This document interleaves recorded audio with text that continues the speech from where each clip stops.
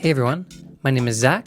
I'm a 23-year-old competitive boulderer from Canada, currently living in Montreal. Welcome back to the COMPCLIMB training series, where I record most of my training, provide in-depth analysis of every session, and just chat about climbing with an emphasis on competition. So in today's episode, we're going to be climbing at Bloc Shop Mile X. And if you've missed some of our previous videos, I talk about how there are 3 locations of Bloc Shop. This is the Mile X location, which is the newest location. And definitely one of the most interesting of the 3 gyms as well. So this is only our second time coming here, at least the second time that I've actually climbed in this gym. And already it's got like some very interesting and unique characteristics that differ it from the other 2 Bloc Shop gyms. So the most obvious is their darkroom, but we'll get to that later. But another sort of characteristic of the Mile X location of Bloc Shop that makes it fun to climb at is that the walls are a little bit shorter here. So yeah, there are 2 big rooms in this gym. You have the main area, which we're climbing in now, which is like the classic Bloc Shop product, and then the dark room. And yeah, more so in the main room, the walls are pretty short. And what I found, even with just 2 sessions of climbing here, is that all of the moves on pretty much all the boulders are a lot more intricate and well thought out, simply because there are like less filler moves just to simply fill the height of like a taller boulder wall. So what happens is the setters put a lot more thought into every movement and basically have to pack more of a punch into the boulders because there are less moves to work with. And yeah, you'll probably notice on a few boulders throughout our sessions here that they might even be only 2 or 3 moves. But in those 2 or 3 moves, you like really have to think critically, and the movements are really intricate and well thought out. So I actually have really been enjoying the styles of the boulders here at this location of Bloc Shop. I find it's like the classic Bloc Shop product, but with that element of like the extra element of intricacy and the lack of like filler sort of moves. All the moves and all the boulders are really well thought out. For example, here's like a good example of this. Like this boulder is pretty short in terms of the height, and in reality there are only like 3 handholds in between the starting hold and the finish hold, but there's a whole lot of funky movement and intricate movement that goes into actually completing this boulder. It's in its entirety. So first we actually start off with a really sick move. This move is very, very satisfying and pretty cool. You just have to hang off the sloper and campus into the undercling and stab the foot at the same time. A really, really sort of intricate move that is just very satisfying to climb on. And then also, I was like really struggling with the middle sequence of this boulder. It involved some powerful, like a very powerful undercling sequence where you have to have like a pretty strong lower back. And this is definitely like a weakness position of mine. And speaking of that, this boulder, this V10 here, ends up giving me the most trouble of any boulder that we do in this whole day of training. And it's for the same reason of this like very powerful undercling weakness of mine. So this undercling, this black undercling is pretty slopey. It's not the best, and the wall is a bit steep, which means that there's a whole lot of force you gotta apply to this undercling to be able to move through it. And you can see I have tried this move a lot and I haven't been able to make it work. You just really have to deadlift that undercling super hard, and I can feel my whole back is straining to try and move out of that position. So anyway, I find that I can only try that boulder a few times before I have to walk away from it because it really, really tires out my back. So you'll see that we kind of come and go from it throughout our sessions. And I definitely want to work on the weakness, but I don't want to try too hard on the boulder and tweak my back from just like really, really trying hard in that deadlift position. So we'll revisit that one later. But for now, we're getting on a really fun looking white tape. White tapes are the hardest boulders at Bloc Shop. And honestly, my favorite part about the white tapes is they are so good at nailing the difficulty of these things, especially the consistency. Oftentimes I'll see a white tape, more so the V12s rather than the 13s, and say, hey, maybe this one looks like it could be a little bit soft. Like maybe I could even flash it. And I'm always caught off guard with the consistency and difficulty in these boulders. And I'm never able to like flash the ones I think that I can flash. There's often a whole lot of intricacy that goes into these boulders, and they just do a really, really good job at keeping the difficulty consistent throughout all three gyms too. Like that's the coolest part, is that it's not like it's between three gyms and lots of white tapes that the difficulty is super, super consistent. And I find it usually takes me the same amount of tries and the same amount of time to actually send a white tape. And the same goes for this boulder here. Like I'm about to get a cool send of this one. And yeah, it took me like my standard 6, 7, 8, maybe 9 tries on this boulder, like a good 20 minutes of work in it. That's usually the amount of time I have to put into a Bloc Shop V12. And this one was a lot of fun. We have to start with this double toe hook catch, which is super, super cool. And then these holds we're moving into here have some really slopey crimps on them. And this last move is super far, like definitely probably the crux of the boulder, getting all the way up to that finish. The crimps are okay, but it's like a way bigger distance than it looked from the ground. And so it was very satisfying to snag that finish hold and get a nice send of that one. So I thought I would try this red one while I had a bit of freshness in my fingers, since there are some kind of crimpy looking holds, and I need to give my back even a bit more of a break before I go try that other V10 again. And this 11 actually turned out to be super cool. This one has some really cool movements, and this one I actually did think looked flashable. Like every now and then, actually, have I flashed an 11 at Bloc Shop? I don't know. I don't know if I've actually flashed a V11 at a Bloc Shop gym, but I've done a lot on my second attempt. It's every now and then I'll be able to do a V11 on like my second attempt, but I don't think I've actually ever flashed one.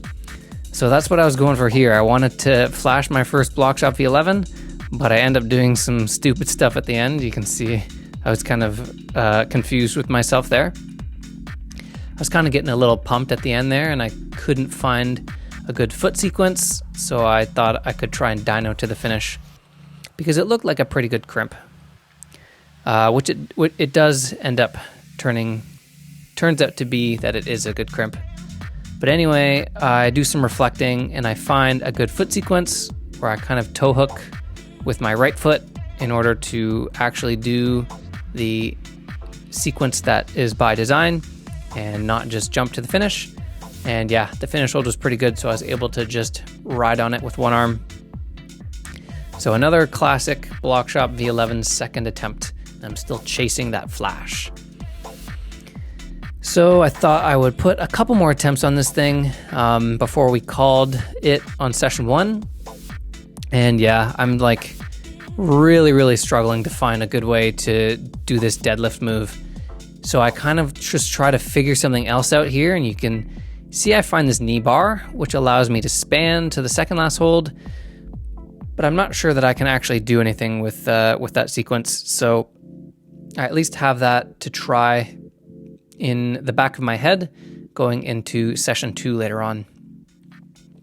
And also, I'll just quickly mention before I forget, so I'm starting like a training program now.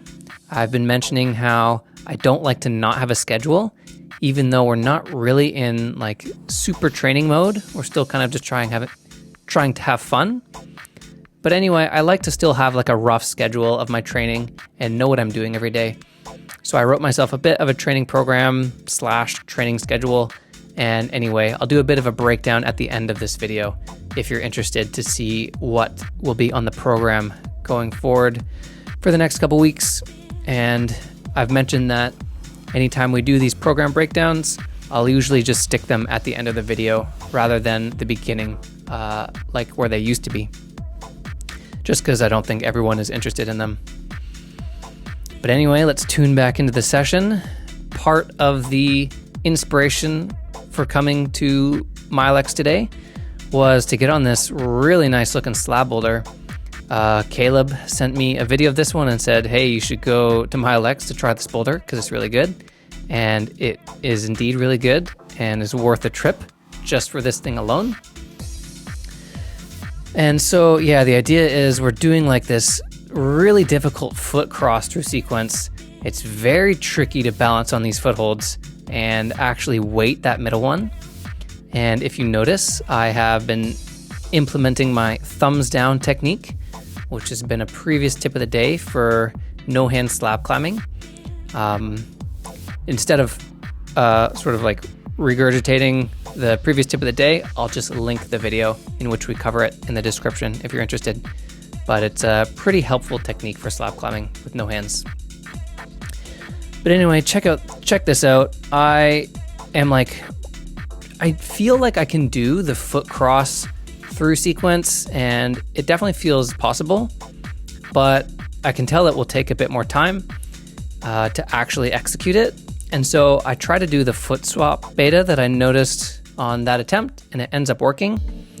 And I was thinking to myself, yeah, like maybe I should practice the foot cross through sequence, since sometimes on slab boulders it will be forced and you won't necessarily be able to match feet, and maybe like the later part of the sequence will force you to have to cross your foot through. But my sort of core, like my most important training philosophy at the end of the day, I mentioned this a lot, is just like a variety of boulders in training. And the more different boulders I can get on in a session, and especially when I'm visiting like different gyms all the time, the smarter I'll become as a climber overall. So if a boulder starts to take me a little bit too long to do, and I still kind of want to actually send it, there will come a point where I say, okay, I'm going to just try and get to the top of the boulder no matter what. And that is a valuable skill to train in itself as well. Obviously, that's how comps go. You don't try to do what looks like the intended beta in a comp. You just say, I need to figure out the best way possible for me to send the boulder. And once the intended sequence of a boulder really stops working for me, or I just feel like it needs a lot of work, I will switch into, okay, let's just send this boulder mode, and then hopefully I find a better way to send it and put it down. And that allows me to move on to new boulders and get as much variety in as possible. So that was the logic with just trying the foot swap beta on that green slab, getting it done, and then that way we could move on and try more stuff later. And then if I end up having more time in a session, or I sort of run out of boulders, I might revisit something like that green slab and try it again with some different beta. But anyway, you can see that we are now in our second session of training for the day, just another boulder session. And while the gym that we're climbing at right now may look like a different gym, it is the same gym. This is still Bloc Shop Milex, and this is their second room of bouldering that they call the dark room. And this room I was talking about in the first time we visited this gym has got like a really, really cool vibe. Super just like a creative take on a bouldering gym. And you just kind of have to visit this place to know what I mean. I can describe it, but it doesn't really do it justice. The biggest theme with this room of bouldering, as you can see, is that they try to set like outdoorsy style boulders and keep this style of bouldering alive in Montreal. since Montreal is very well known for being like a comp style city. So this dark room is dedicated to just having like the real rock climbing style up for people to try. And yeah, that's like the biggest theme with this room.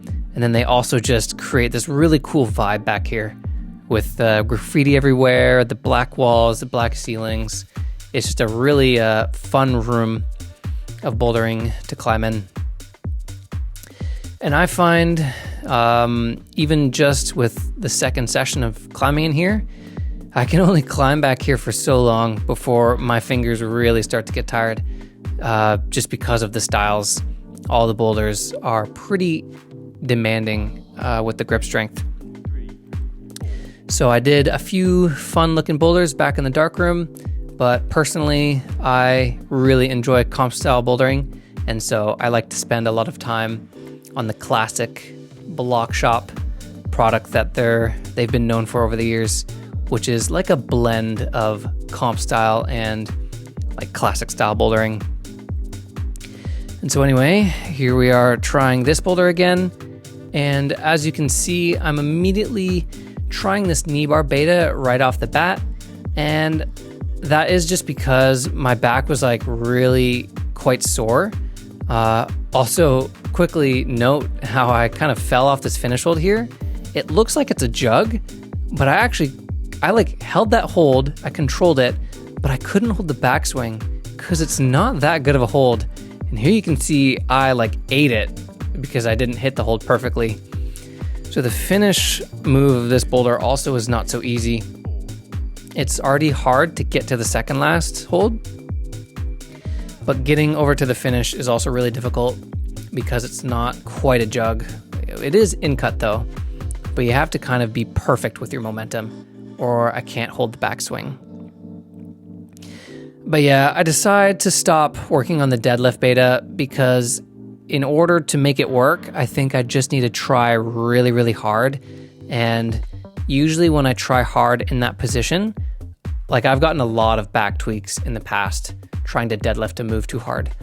So I thought, okay, I'm just not so in a mood for picking up like a tweak today. I'm already dealing with like bad wrists and a couple finger tweaks on my left hand. So I can do without any more. And I just decided to work on this boulder with the knee bar method. And while we were able to send that one, I kind of didn't feel so great about doing it with the knee bar beta. It definitely felt like not the real sort of essence of the boulder. But yeah, better than hurting myself trying to really work on my deadlift weakness. And luckily, we're actually going to do some deadlifting on these next couple weeks of training. And hopefully I can strengthen those muscle groups a bit more and be able to execute moves like this a bit better. So we are about halfway through the second session at this point, and now that I've conquered that black one finally, there's room to go try more of the red tapes and more of the nice techie boulders up in the gym. And check out this boulder. This is a great example of what we were talking about earlier in the episode. This boulder is just 3 moves, but all the moves are really intricate and well thought out, even though they seem so simple. Like that second hold was sort of placed in the perfect distance to make smearing on that volume really difficult. And even just the last 2 moves, you had to find a good body position to move between the slopey edges. And again, like this boulder here is also a great example. Like a pretty short wall, but we're gonna do some really cool moves with some underclings and bad feet and kind of like going right to left and making incredible use of the space on this wall. Like it is not so tall, but this boulder is super cool and could definitely be like a boulder you find in a comp. And actually, this boulder will feature a good tip of the day as well. So for today's tip of the day, we're going to be talking about how we should optimally weight super slopey footholds. So you'll notice on my first attempt on this boulder, I had a pretty immediate foot pop, and I initially thought that it was a result of wearing like super soft shoes. I was wearing the flagships for my first try, so I immediately switched to the Tomoas, thinking that a stiffer shoe would help me on these first 2 footholds. And I think that the shoes probably helped me a little bit, but I actually ended up having the exact same foot blow on my second attempt, even after switching to these stiffer shoes. So what that told me is that it wasn't just the shoe's fault, and I needed to play around with how I was weighting these footholds in order to avoid having my feet simply just slip as soon as I stand on the footholds. So what the issue that I realized was happening with me was I was basically pulling on and treating these footholds as though they were a bit better than they actually are. And I was trying to step sort of upwards and standing down on the footholds too much. And because these footholds are so bad and so slopey, what that means is your feet are just going to pop a lot of the time. And the more effective way to stand on hyper slopey footholds such as these is to actually think of them as almost like a smear. And what we do is we try to step, like kind of press our feet against the wall as though we're smearing. So rather than standing like more downwards on the feet, we smear more and sort of press our feet inwards into the wall. And what this does is we kind of are relying on having a more positive hold. In this case, that is the situation. The crimps are pretty end cut, they're just small. So we actually have to try and pull in with our hands so that we can press inwards against the wall with our feet, rather than sort of, pulling just straight up with our hands and pressing down with our feet. And the idea is to think of it almost as though we're smearing, and these tiny footholds are just making the smear a little bit more positive. But because they're so slopey, it may as well almost be a smear rather than standing on 2 footholds. So what this does is allows me to get more surface area as well with my shoes on the footholds when I'm pressing and sort of trying to gradually spread out my weight amongst the surface of the slopey little footholds. And what this does is it means my feet are not going to slip. And you have to thread that balance of smearing against the holds and using your hands as opposition to kind of float your way up to the next holds that you're going towards, rather than sort of stepping down and pressing off your feet to get to the next holds. So yeah, the moral of the story is the slopier the footholds you're standing on get, the more inwards force towards the wall you're going to have to apply to avoid having your feet slip. So yeah, I think on this next attempt, after I sort of work out how I'm trying to figure out how good or bad these holds are, on this next attempt, I emphasize this idea a bit better, and I try to treat these footholds as more of a smear, but you have to be like really focused the whole way through moving on these footholds to really try and smear on them, because I kind of hit the first handhold and then tried to like push down off my right foot, and you see that it popped. So there's like no moment throughout this move where you can let up on this tip of the day. And you got to make sure the whole time you're like stepping on these footholds, pressing towards the wall and applying the right kind of pressure. Because if you even slip into trying to step downwards on them for even a second, that's where you're going to give your foothold the opportunity to blow right off. So yeah, make sure you're quite conscious the whole way through stepping on these slopey footholds to apply inwards pressure and treat them as a smear. And again, here's another great example of like a nice mini boulder that's still quite intricate and is just, you're kind of thinking about every little move throughout this whole boulder.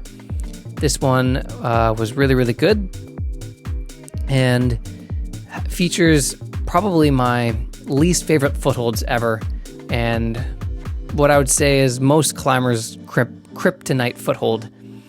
The like the cheetah spikes with the dual text ring around the outside, and they're just like these slopey little pokey feet.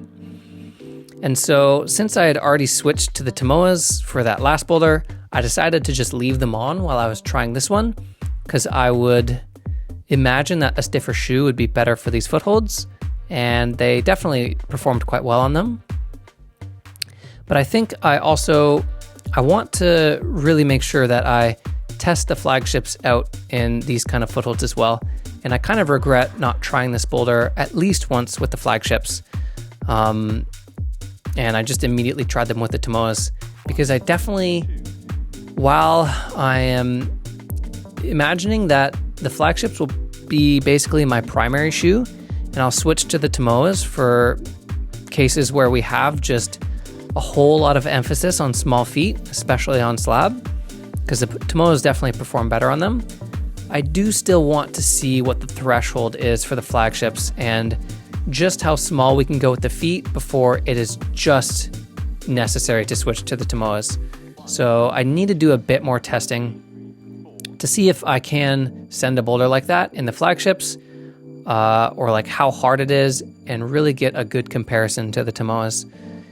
Even though I do know for the most part the Tomoas are just always going to perform better on a boulder like that, there are times when I'm in a comp round where I just won't have time to switch to another pair of shoes, or I just really won't want to.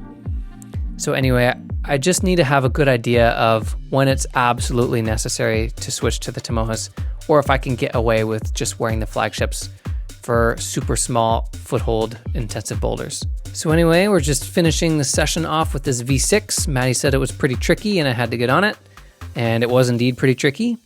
And that wrapped up a couple fun sessions of training at Bloc Shop Mile X. But before we end this episode, I'm going to do a bit of a program breakdown for those who are interested. So here we are with this program breakdown, and the general gist of this schedule that we're doing is that it isn't much of like a regimented program. There's a bit of structure, but for the most part, I just want to be hitting some like fundamental exercises to keep my body feeling healthy and just kind of schedule out my training so that I know what I'm doing, because I don't like waking up in the morning with no plan and having to invent it for the day. So the sort of fundamental strength workouts that we're going to do to keep the body healthy are pretty simple and nothing really new. And I probably won't be filming these all the time because we just sort of film the same workout a lot, and after a while it can kind of get monotonous and you kind of just already get the idea. And I'll usually try to start filming my workouts when new exercises are incorporated or there's something new and interesting to talk about. But yeah, I'll still be doing my workout on day 2 for session 2. And the first half of the week, I just do my dips and pistol squats. And it's actually been a while since I've trained these because we've been out of the comp scene for a while. And there's been no need. But I've definitely been feeling a bit of instability with my leg strength and definitely my pressing power. And it's also just important to keep these strength, like these muscle groups, nice and strong and healthy feeling to avoid injury. I don't want to be trying to do some crazy intense mantle, and because I haven't been doing my dip training, I think that I have more strength than I actually do in that moment. I press too hard and I hurt myself. So definitely got to start doing more dips and pistol squats. And then the second half of the week, we just add a couple more exercises. The reason I don't do this workout for all 4 of the workouts is because it's a lot and we're not like really in training mode, and I don't want to be making the training feel like it's too intense, because like that's kind of how you lead to burnout, right? You need to dedicate certain periods of the year to lower volume training, taking it easy and not feeling like you're working so hard, because the point is that you're not supposed to work so hard all year round and you need time for like more fun, more chill training. So I don't want to be doing this sort of longer workout all the time, but at the same time, I do want to do a bit of deadlifting, especially to help work on the weakness that we were just talking about earlier in the episode, which is just the deadlift position on a wall with an undercling.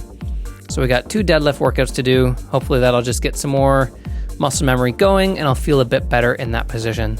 And same thing with military press. It's been quite a while since I've done military press, and I don't want to lose that, like those strength pathways in my body and my mind.